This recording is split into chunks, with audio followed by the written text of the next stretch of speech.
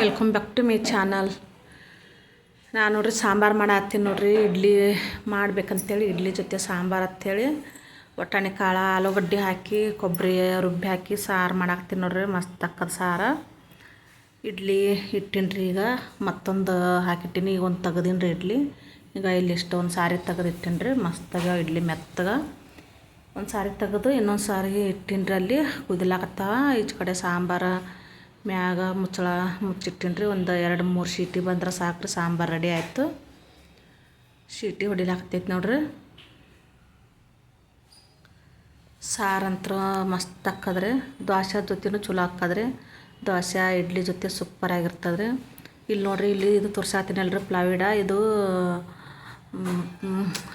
ಮಂಚ ಇದೆಯಲ್ರಿ, ಅದ್ರ ಮ್ಯಾಗ ಹಾಕೋದು ನೋಡ್ರಿ. ಪ್ಲಾವಿಡ ಎಲ್ಲ ಕೊಳತಿತ್ತದು, ಭಾಳ ದಿನದಿತ್ತು. ಅದಕ್ಕೆ ಅದನ್ನು ತೆಗೆದೋಗ್ದೇವ್ರಿ. ಇವು ನೋಡ್ರಿ, ಇವೆಲ್ಲ ನಟ್ ಬಿಚ್ಚೋದೈತ್ರಿ. ಅದು ಮಂಚ ಇದು ತಂದೇವು ನೋಡ್ರಿ. ಪ್ಲಾವಿಡ್ ತಂದು ಎಲ್ಲ ಜೋಡ್ಸಾಕತ್ತಾರ್ರಿ ನಮ್ಮ ಮನೆಯವರು. ಕಟ್ ಮಾಡಿ ಅದ್ರ ಸೈಜ್ ಅದು ನೋಡಿಕೊಂಡು ಇದಕ್ಕೆ ನೋಡ್ರಿ 2.5 ಸಾವಿರ ಬಿತ್ತು ನೋಡ್ರಿ. ಇದಕ್ಕೆ ಚಲೋ ಐತ್ರಿ. ಚಲೋ ಗ್ಯಾರಂಟಿ ಬರ್ತದೆ ಅಂತೇಳಿ ಕೊಟ್ಟಾರ್ರಿ. ಎಲ್ಲ ಸೈಜ್ ನೆಡ್ಬರ್ಕ್ ಕಟ್ ಅದು ಮಾಡಿ ಏನೋ ಹಾಕಿಲ್ಲ ರೀ. ಏಕನ ಹಾಕಿಬಿಟ್ಟೇವ್ರಿ ಪಳಿ.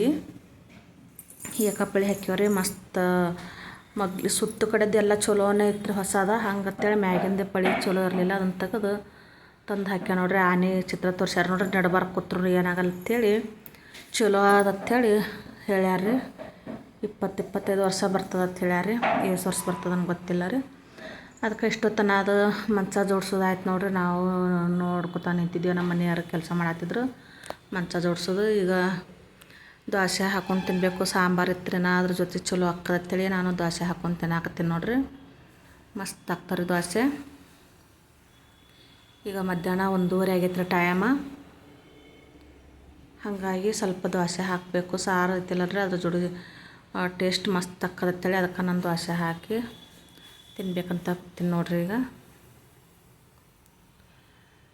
ಚಪಾತಿನೂ ಮಾಡ್ಯಾವ್ರಿ. ಹಂಗೆ ಇವಾಗ ಮಧ್ಯಾಹ್ನ ಊಟಕ್ಕೆ ಚಪಾತಿ ಜೊತೆನೂ ಚಲೋ ಆಗ್ತದ್ರಿ. ಸಾರು ದೋಸೆ ಇಡ್ಲಿ ಜೊತೆ ಮಸ್ತ್ ಹಾಕದ್ರಿ. ಚಟ್ನಿನೂ ಮಾಡ್ಯಾವ ನೋಡ್ರಿ. ಸ್ವಲ್ಪ